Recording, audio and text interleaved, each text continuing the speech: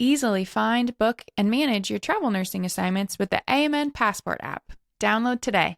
One of the things that everybody is nervous about is when they get to their first unit, something that everybody freaks out about and thinks that they do a terrible job at, even if they didn't, is going to be handling an unstable patient. Mm-hmm. What do you do when in the middle of your shift, your patient who previously was, up and talking to you and smiling and happy and everything was copacetic? What are you doing all of a sudden now everything is not copacetic and they're not responding to you, or Mm. they're having difficulty breathing, or their blood pressure is low.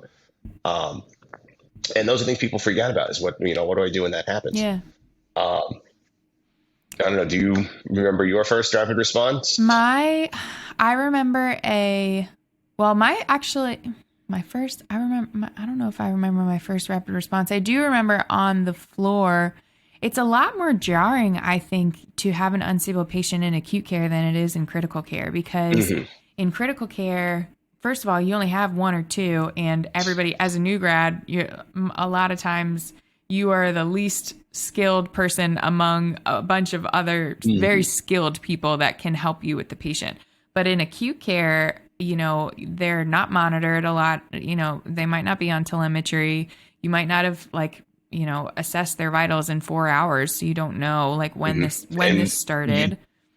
don't have the attending physician. He's the hospitalist. He's seeing everybody. Right. So he's not, right there like they They're, are in an ICU. yeah, absolutely. So I think sometimes it can be, more so intimidating in acute care.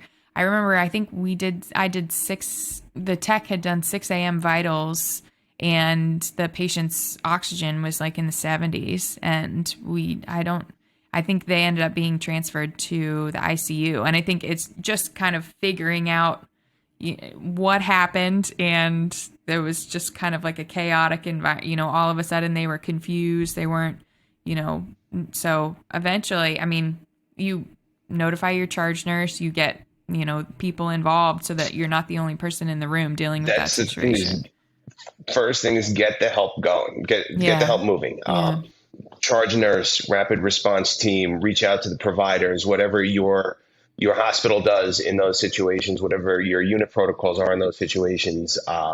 It is always better to ask for help and not need it Mm-hmm. than to sit there and maybe I can do this myself, maybe I can and allow things to get worse. Right.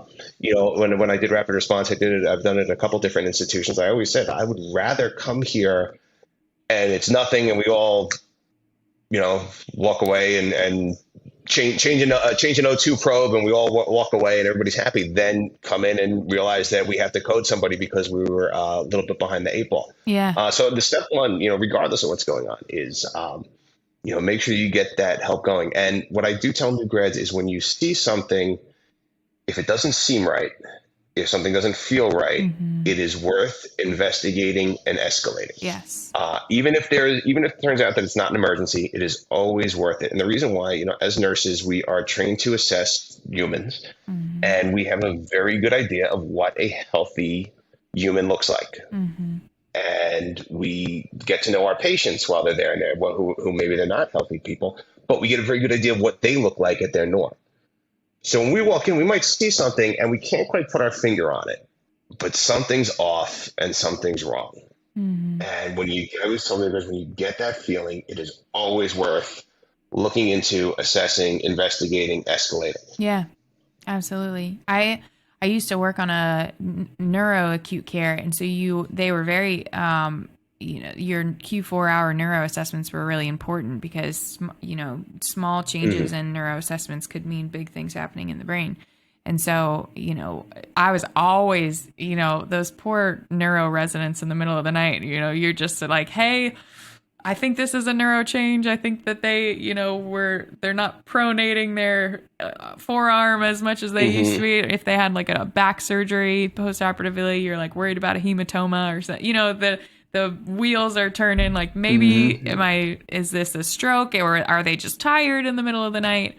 You just have to rope people in because that one time that you just think, oh, it's probably nothing. Like it might end up, being something. My first in hospital emergency. I was working in the ICU, and I was very fresh off of orientation, so they had me with the some less acute patients, and this woman was giving me a hard time all day, just everything, fighting me on everything, giving me a mouthful of lip for everything, Yeah. and we were looking to get her out of bed and into the chair, and all of a sudden I said, "Let's go to the chair," and she wasn't talking to me. Oh no.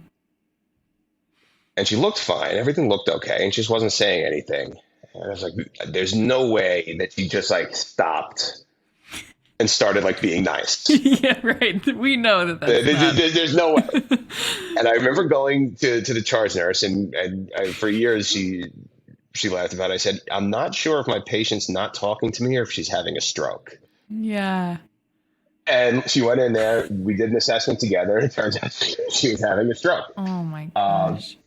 so when something changes, when something doesn't seem right, when something's different than it was before, it's worth escalating, investigating, assessing.